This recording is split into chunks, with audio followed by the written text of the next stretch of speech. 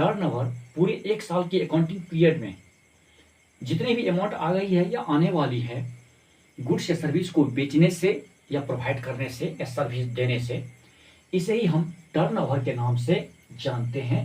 Turnover sales से अलग होता है।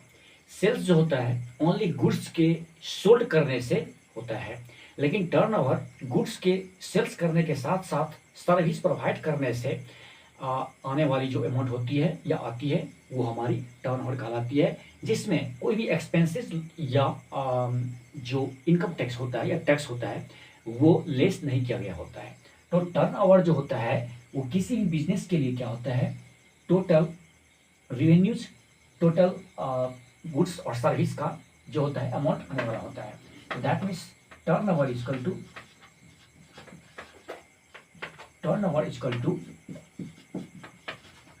Total sales plus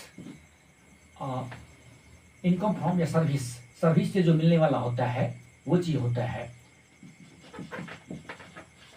income from